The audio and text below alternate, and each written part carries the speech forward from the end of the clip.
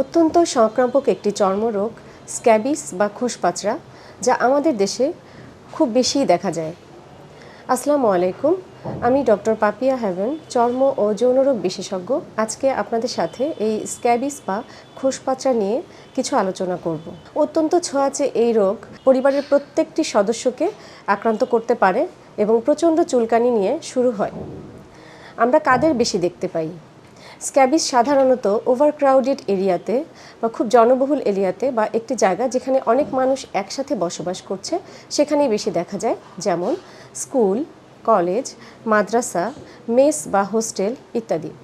এসব এরিয়াতে আমরা সবচেয়ে বেশি দেখতে পাই এবং পরিবারের একজন সদস্য যদি এই স্ক্যাবিস দিয়ে আক্রান্ত হয় তাহলে ধীরে ধীরে ছোট শিশু থেকে শুরু করে বৃদ্ধ পর্যন্ত প্রত্যেকেই এটি আক্রান্ত করতে পারে। কী কী লক্ষণ আমরা স্ক্যাবিসে দেখতে পাই? যে লক্ষণগুলি দেখতে পাই তার মধ্যে প্রচণ্ড চুলকানি থাকে সারা শরীরে, ছোট ছোট গুটি গুটি দানা থাকতে পারে, সাধারণত আঙুলের ফাঁকে ফাঁকে, নাভির চারপাশে, মহিলাদের ক্ষেত্রে স্তনে, ছেলে বা বাচ্চাদের ক্ষেত্রে এটি যৌনাঙ্গে, এছাড়া সারা শরীরেই যে কোনো জায়গায় এটি দেখা যেতে পারে। দিন কিংবা রাত সবসময় প্রচুর চুলকানি থাকে, তবে রাত্রেবেলায় চুলকানির মাত্রাটা অনেক বেশি থাকে। তার কারণ এই সময়ে যে স্ক্যাবিসের যে জীবাণু বা সার্কোপটিস স্ক্যাবি, এটি আমাদের স্কিনের নিচে দিয়ে খুব সহজেই মুভমেন্ট করতে পারে। আর সারাদিনের কর্মব্যস্ততার পরে আমরা যখন বিশ্রামে থাকি তখন সেটি বেশি পরিলক্ষিত হয়। যে জীবাণু বা পোকাটি দিয়ে এই স্ক্যাবিস বা চর্মরোগটি হচ্ছে, সেই জীবাণুটির নাম হচ্ছে সার্কোপটিস স্ক্যাবি। আমরা যদি সঠিক সময়ে সঠিকভাবে চিকিৎসা না করি তাহলে স্ক্যাবিস বা খোসপাচড়া থেকে কি কোনো জটিলতা হতে পারে? অবশ্যই হতে পারে। এই সাধারণ চুলকানি থেকে এখানে ব্যাকটেরিয়াল ইনফেকশন হয়ে বড় বড় ফোড়া হতে পারে, পুজ হয়ে যেতে পারে, এখান থেকে পাচড়া বা একজিমা হয়ে কষ ঝরে পড়তে পারে।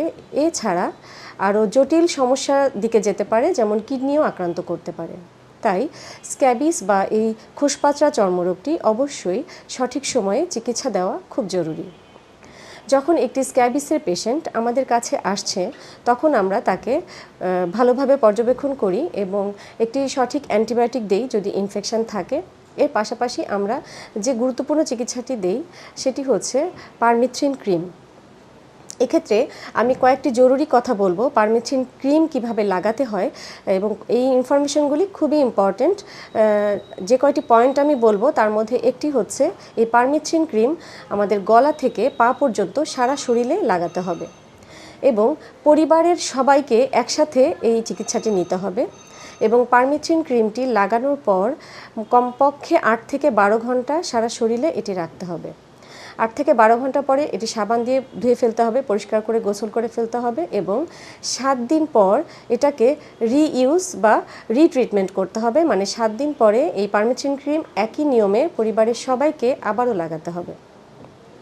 এর পাশাপাশি পরিধেয় জামা কাপড়, বিছানার চাদর, গামছা সব কিছু খুব ভালো করে ধুয়ে রোদে শুকিয়ে নিতে হবে এবং পরিধেয় জামা কাপড় অবশ্যই রোদে শুকিয়ে সম্ভব হলে আয়রন করে পরতে হবে, যাতে জামা কাপড়ের মাধ্যমে এই জীবাণুটি আবার রিইনফেকশন তৈরি করতে না পারে। সুতরাং একজন ডার্মাটোলজিস্ট হিসেবে আমার পরামর্শ থাকবে, আপনার পরিবারের কোনো ব্যক্তি যদি স্ক্যাবিস বা খোসপাচড়ায় আক্রান্ত হয় তাহলে দেরি না করে অবশ্যই সঠিক সময়ে সঠিক চিকিৎসকের পরামর্শ নিন। সুস্থ থাকুন। আজকের মতো এ পর্যন্তই। সবাইকে অসংখ্য ধন্যবাদ।